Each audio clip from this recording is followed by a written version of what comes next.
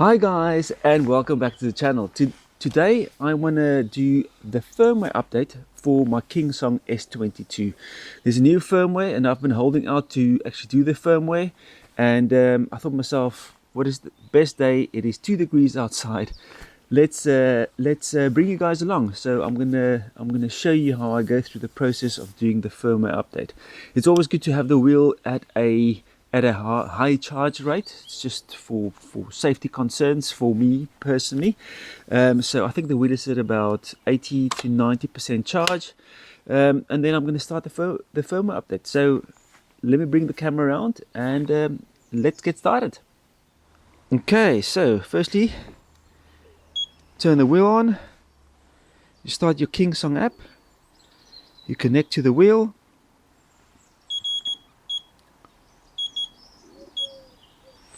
You can see it goes through all its beeps, and then what I do, I try to reset my password this morning for this wheel, and it was just absolutely horrendous of how to actually do the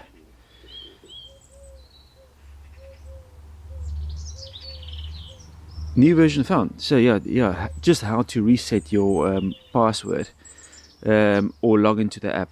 It's just absolutely pathetic, really. But yeah, maybe I'm doing something wrong. So if there's anyone that's got any tips and tricks of how to reset your password, or again create a new account with this registration code, verification code, I get nothing. So it's absolutely bizarre. So go down to firmware, and then you see new firmware version found. Just want to see if there's anything under the BMS. Your firmware is up to date on that side, so it's just the vehicle firmware. So I'm sitting on version 2.3.5. So sorry, I'm sitting at current version is 2.3.1, and I'm gonna go to the new version. So let's just see what's new. Okay, so let's go back and let's say update. The current firmware, model Keis S22, the firmware model to be upgraded, the firmware version 2.3.5. Upgrade the firmware. I hope you guys can see. So let's see how long this takes.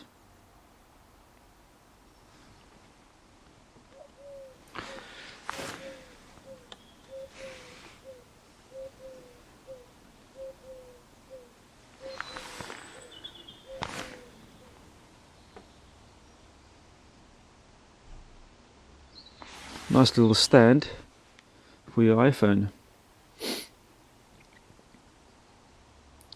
Estimated remaining 9 minutes. Don't close the app. Updating 6%. So I'll probably forward this video so you can get to the end much quicker.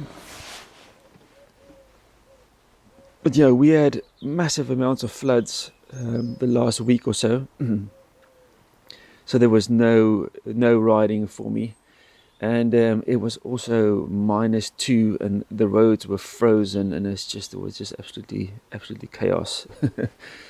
So I thought myself, rather not go out and damage myself. But today is 2 degrees, and I think the roads are dry, so I might go out for a little ride later this afternoon. We'll see how that goes. I also want to, in the next video, I want to talk about the pattern. I also want to talk about the veteran links. I also want to talk about the V14 and just what you guys think. You know, what is the wheel to go for at the moment, specifically here in the UK, because we don't really get we don't get a large option. We have to pre-order, and then when the orders arrive, then it's sort of like the first batch, and then there's a new wheel on the market. then there's a new wheel on the market, and then there's no batch 2, so it will be the new wheel again. So it's the first batch of that wheel. So we don't really get numerous batches, and I do understand it. You know, the guys can't just keep on importing wheels if the manufacturers keep on pumping out new wheels, because then everyone wants the latest and greatest wheel.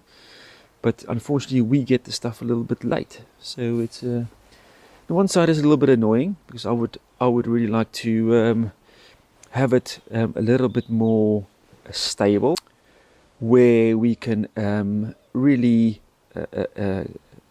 get a range of wheels that is like standard, not standard, but the baseline wheels. So a 20-inch, 18-inch, and 16-inch, maybe the bigger wheels, and maybe a smaller wheel. So the whole range for each of the companies, everyone has a really good solid wheel to actually use or buy, and then also to be able to then take that range and make the range better, rather than just making a new wheel the whole time. Because if there's a new wheel, then the side pads doesn't work, or this and that and the other thing works. They change this up and change that up.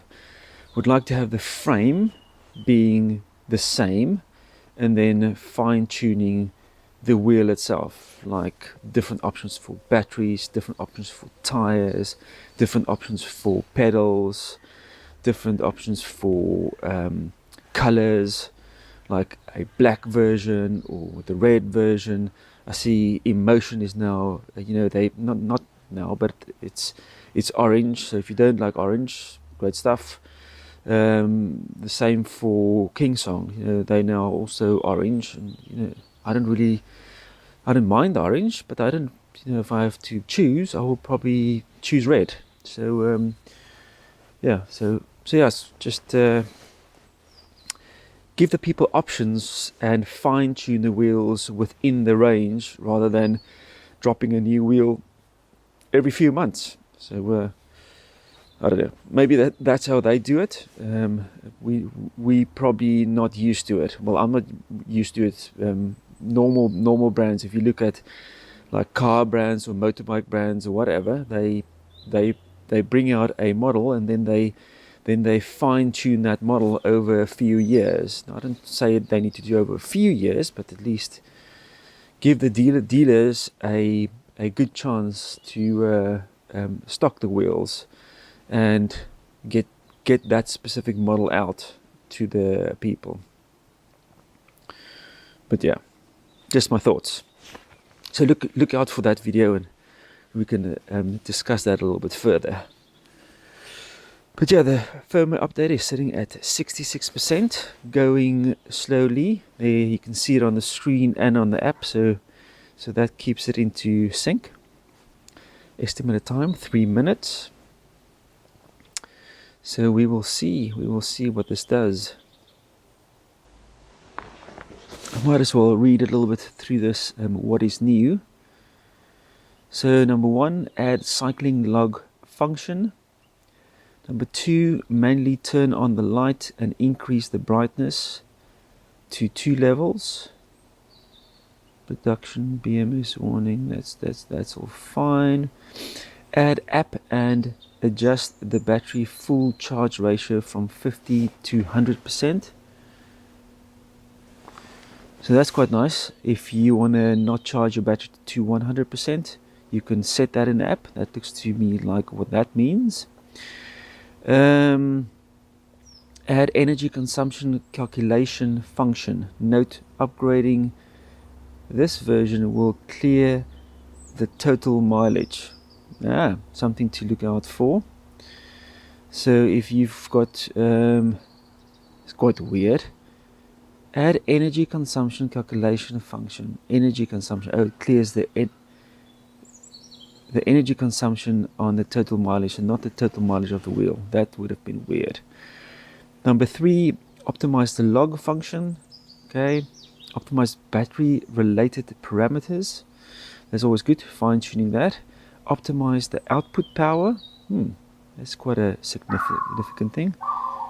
Optimizing the output power. So am I going to get more power out of the wheel? That's good. Solve the problem of automatic startup after a shutdown. The vehicle is brought down. Interesting. And then optimize known bugs. Taillight effect optimization. Optimize the log record for the motherboard. Then number 3 there is BMS alarm, display the board lift response. Number 4, the motor drive part is optimized and the output power is larger. Jeez, there's some 2 really big changes here.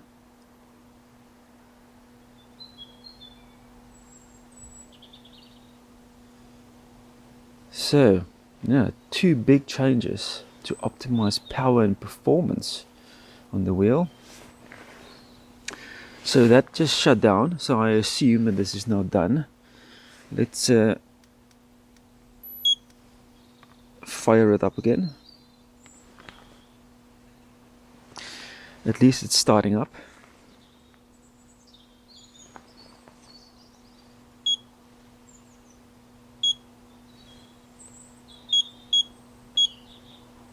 So now you get a little bit of a different run through here on the screen. It tells you the battery status and so forth. Let's quickly have a look.